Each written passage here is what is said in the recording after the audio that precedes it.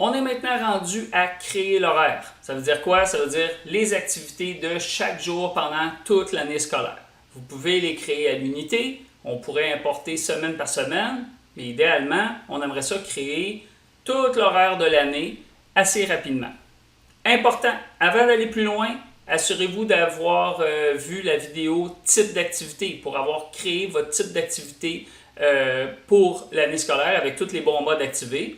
Puis, vous avez aussi déjà créé vos groupes. Peut-être que si vous avez juste une école, vous recevez un groupe de l'école, puis c'est juste ça, bien, vous avez votre groupe qui existe déjà. Sinon, bien, comme j'ai montré dans une autre vidéo, vous pouvez créer d'autres groupes pour redistribuer vos athlètes, mettons dans des groupes avancés, débutants aussi. Comme j'expliquais aussi, si vous recevez des élèves de 2 écoles différentes, bien, vous pouvez les redistribuer dans d'autres groupes, puis organiser ça comme vous voulez.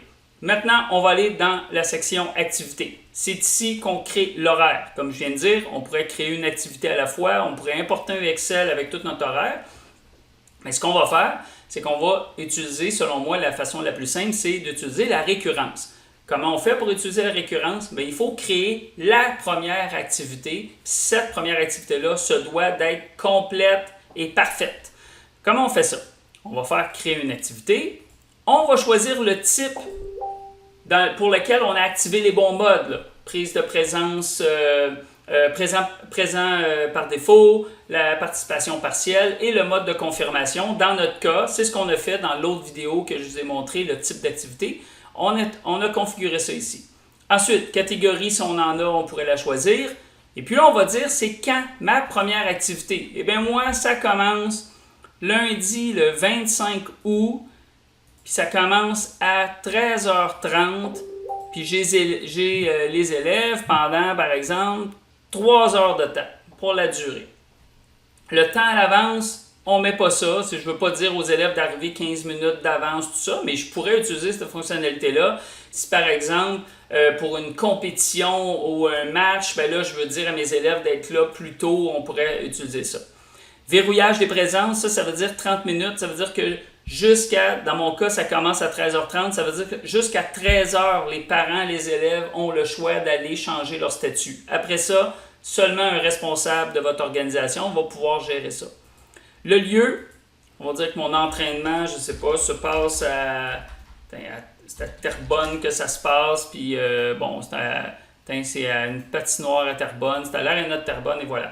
Au niveau des lieux, là, vous pouvez aller dans paramètres lieux pour créer tous les lieux que vous utilisez, vous êtes habitué d'utiliser. Il y a une autre vidéo qui vous explique comment faire. Sinon, on fait créer. Fait que là, on vient de créer notre activité. On vient de dire, lundi 25 août 2025 de 13h30 à 16h30 à l'aréna de Terrebonne, c'est là qu'on reçoit, c'est là que se déroulent nos activités. J'ai créé le contenant. Je n'ai pas dit qui allait participer encore. Fait que je vais faire ajouter un groupe. C'est là que je vais pouvoir choisir mon groupe. Fait que je pourrais dire, moi, là, c'est mon groupe de débutants que j'attends là. Fait que vous voyez, il est allé ajouter tous mes élèves, peu importe de quelle école ils proviennent, si jamais je fais affaire avec plusieurs écoles. Et puis le mode présent par défaut, c'est ça que ça fait. Ça vient de mettre les crochets verts partout ici. C'est bon? Fait que là, mon activité est complète. J'ai l'heure, j'ai la date, j'ai l'endroit, j'ai aussi les bons groupes qui doivent participer, puis ils sont présents par défaut. C'est bon. Si je reviens en arrière, on le voit. Groupe débutant, entraînement, telle heure, telle date. C'est parfait. Si ensuite, une fois que j'ai validé ça, je me dis c'est beau, ça va être ça à tous les jours, bien, je peux cliquer, je vais faire ajouter, créer une récurrence. Fait que là, c'est ici que je peux dire, moi, c'est pareil à tous les jours, jusqu'au 30 avril dans mon cas, là, mais là, ça va être la fin de date de saison que vous allez pouvoir choisir. Je vais juste faire un petit exemple, je vais juste dire que ça va être ça pendant tout le mois de septembre, jusqu'au 12 octobre pour le fun, juste pour que ça soit rapide, puis je vais pouvoir vous montrer, non, on va aller plus loin. On va aller jusqu'à la fin janvier pour le fun. Je fais créer. Fait que là, le système va me créer cette même activité-là pour tous les jours jusqu'à la fin janvier, du lundi au vendredi. Voilà, ma récurrence est faite. J'ai déjà toutes mes activités. Sauf, on le sait que à Noël, jour de l'an, il n'y a pas d'activité. Fait que là, vous pouvez venir ici, cliquer. Mettons, si je reviens en arrière, on va juste aller, on voit tout l'horaire est là. Et si je reprends une activité, maintenant, c'est plus créer une récurrence, c'est récurrence. Puis là, je peux faire supprimer. Puis là, je pourrais venir choisir, là, mettons, du lundi 22, tout. Non, excusez, attendez. C'est pas ça. Si je vais aller en décembre, juste vous montrer, mettons, que quand j'arrive en décembre, je pourrais dire, bon, lundi 23, 24, 25, 26, 27, toutes ces activités-là, mettons, jusqu'au vendredi 2 janvier, il n'y a pas d'activité. Je fais suivant pour dire élimine, j'en aurai pas d'activité ces journées-là. Aviser les participants, pas besoin. C'est vraiment, je fais ça pour le mois de décembre. Je fais supprimer. Bien, le système va supprimer ces activités-là de ma récurrence. Même chose, si je réouvre ma récurrence, puis je me dis, oh, on sait que le vendredi 19 septembre, c'est une pédago, mais je pourrais l'enlever. Ou je pourrais dire, non, le vendredi, il y a un tournoi à telle place, fait qu'on est obligé de déplacer nos activités ailleurs.